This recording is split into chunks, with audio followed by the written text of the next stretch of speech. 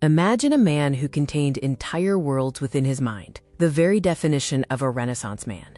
Born on April 15, 1452, in the Republic of Florence, he was simply known as Leonardo di Ser Piero da Vinci, the son of Piero from the town of Vinci. He was a painter, inventor, scientist, and draftsman who bridged the gap between art and the mechanical world. Though he spent his final years in the Kingdom of France, dying at age 67 on May 2, 1519, his legacy remains immortal through works like The Vitruvian Man and The Last Supper. He was not merely an artist, he was a visionary who lived centuries ahead of his time. To peer into Leonardo's personal journals is to enter a world of puzzles. His notes were written from right to left in a backwards script. To read his secret thoughts, one must often hold the page up to a mirror. While some romanticize this as a way to hide his revolutionary ideas from prying eyes, historians believe the truth was far more practical. Being left-handed, writing backwards allowed him to move his hand across the page without smudging the wet ink he had just laid down. It was a simple, ingenious solution from a man whose brain worked differently than anyone else's.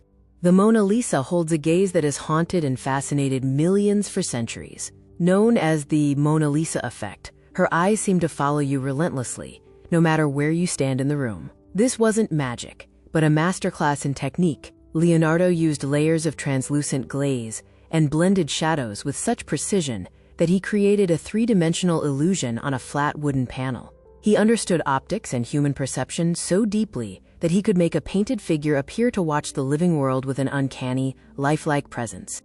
In the year 1495, while most of the world was focused on traditional warfare, Leonardo was dreaming of artificial life. He designed a mechanical knight, widely considered one of the first humanoid robots in history. Using a complex internal system of pulleys, gears, and cables, this Iron Man was designed to perform human actions. According to his surviving sketches, when the machine was fully wound, it could sit up, wave its arms, move its head, and even open and close its jaw.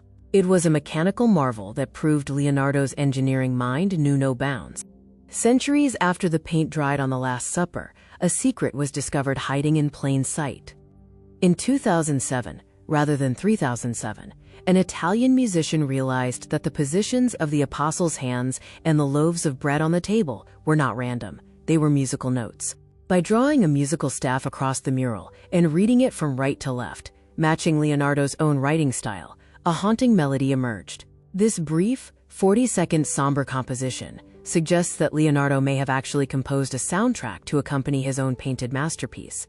Leonardo once sketched a design for a pyramid-shaped parachute made of sealed linen cloth, claiming it would allow a person to jump from any height without injury. For 500 years, experts doubted it would work, skeptical of its unusual shape. However, in the year 2000, a British skydiver decided to put the Renaissance master to the test.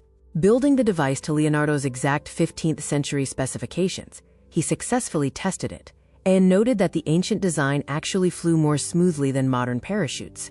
Long before the Wright brothers took to the skies, Leonardo was obsessed with the dream of flight.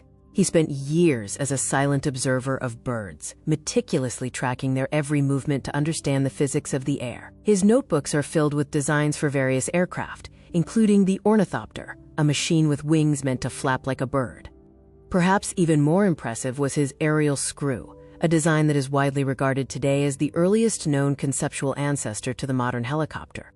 While he is globally celebrated for his paintings, Leonardo spent a vast portion of his career working as a sculptor. His most ambitious project was the 𝗓𝗂, a colossal 24-foot-tall bronze monument in Milan. He spent an entire decade painstakingly crafting a massive clay model that stunned all who saw it. Yet, when war broke out, the bronze intended for the statue was melted down into cannons.